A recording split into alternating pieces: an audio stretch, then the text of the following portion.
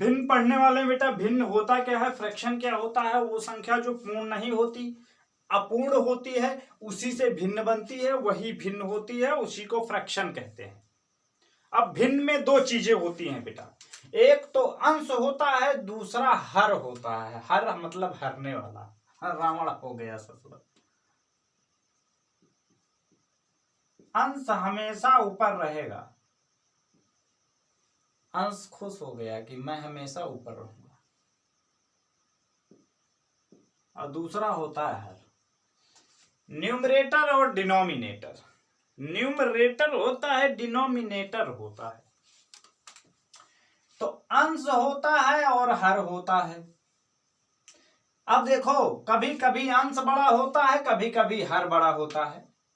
दोनों बराबर नहीं होते। अगर ये दोनों बराबर हो गए तो फिर वो फ्रैक्शन नहीं होगा, वो एक पूर्ण संख्या हो जाएगी। याद रखना, जैसे 5/5 है तो ये क्या है? एक पूर्ण संख्या है, होल नंबर, पूर्ण संख्या है। क्या है?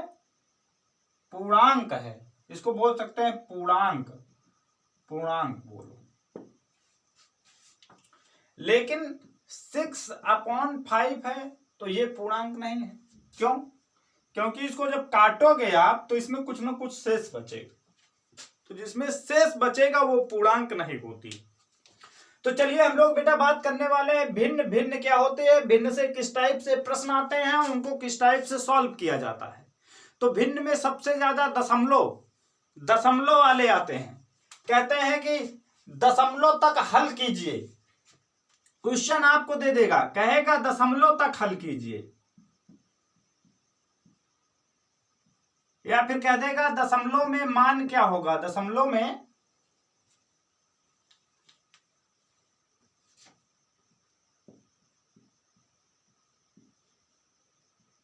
मान क्या होगा, क्वेश्चन दे देगा 3/4/10। तो जब भी कभी कुछ इस टाइप के प्रश्न आ जाएं कि अपॉन में 10 हो या फिर 10 की घातें हो, तो आंसर में कुछ करने की जरूरत नहीं होती, डायरेक्ट आंसर लिख दिया जाता है। नंबर लिख दीजिए ऊपर वाला पूरा, नीचे कितने जीरो, 1 जीरो, तो 1 नंबर के बाद पॉइंट, ये आंसर हो गया आपका, यही आएगा। इसी को कहो तो मैं आपको करके दिखा देता हूं भाई, यही तो लिखा है ना, 34/10, यही है। ये लो, 10 3 जा 30, उतरा क्या 4, 4 छोटा है, पॉइंट लगाए, 0 बढ़ाए, 10 4 जा 40। आ गया बेटा समझ में आपको? क्या हुआ, आ गया तो अच्छी बात है। चलिए ठीक है, आना चाहिए इस टाइप से। और अगर जैसे क्वेश्चन आ जाता है, क्वेश्चन इसी को थोड़ा हम लोग अब हाई लेवल में ले जाते हैं। हाई लेवल में क्या करेंगे, कुछ इस टाइप से आ गया प्रश्न आपका,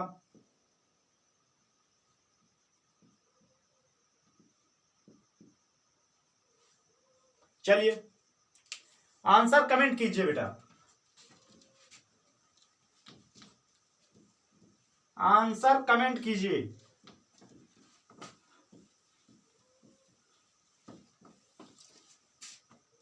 अच्छा ठीक है, तो देखिए फिर मैच कीजिए किसका किसका सही है।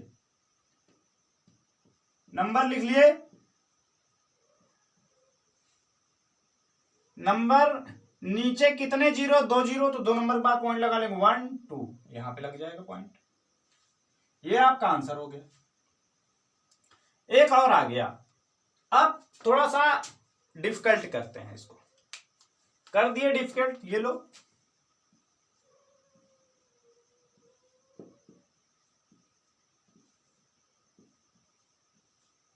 अब बताइए बेटा, अब क्या होगा, अब कमेंट करो आप। अब आपको मैं टाइम देता हूं 10 सेकेंड का।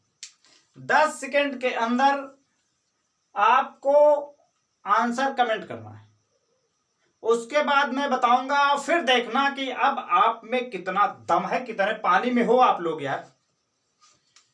चलिए देखिए, कुछ करना नहीं है, क्या करना है, जो ऊपर है उसको लिख लेना। अगर नीचे कुछ इस टाइप के आते हैं भाई 100 आता है, 1000 आता है, 10,000 आता है, इस टाइप से अगर प्रश्न आते हैं और उनको पूरा का पूरा सॉल्व करना है तो बस सिर्फ डायरेक्ट आंसर लिखना सीखिए। ऊपर दिया गया है नंबर, लिख लीजिए।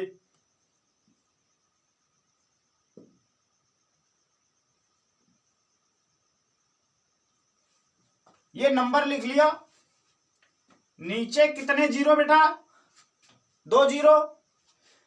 कितने नंबर के बाद पॉइंट लगेगा, 2 नंबर के बाद। लेकिन कहां से 2 नंबर के बाद, यहां से, यहां तो लगा है ना, इसके बाद से गिन लो 1 2, यहां पे आ जाएगा, मतलब 3 के बाद लगने वाला है, यहां कहीं लगा दो 3 के बाद। इस टाइप से लगना है इसमें। एक और देख लो,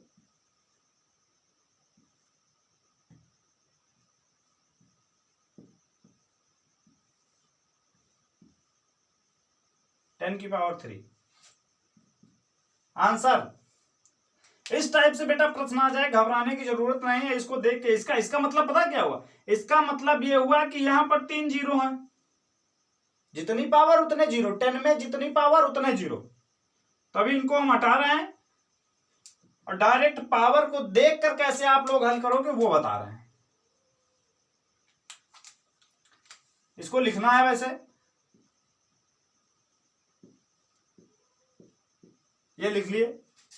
पावर की है 3 है तो कितने नंबर के बाद लगने वाला है, 3 नंबर के बाद लगने वाला है। तो यहां से गिन लो 1 2 3, 3 मतलब यहां लाने के लिए यहां पर एक जीरो लगाना पड़ेगा, तो यहां पर लगाना पड़ेगा एक जीरो और यहां लगाना पड़ेगा पॉइंट, और पॉइंट के पहले एक जीरो। ये आपका फाइनली हो गया बेटा आंसर। चलिए हाँ हल कीजिए, हल कीजिए।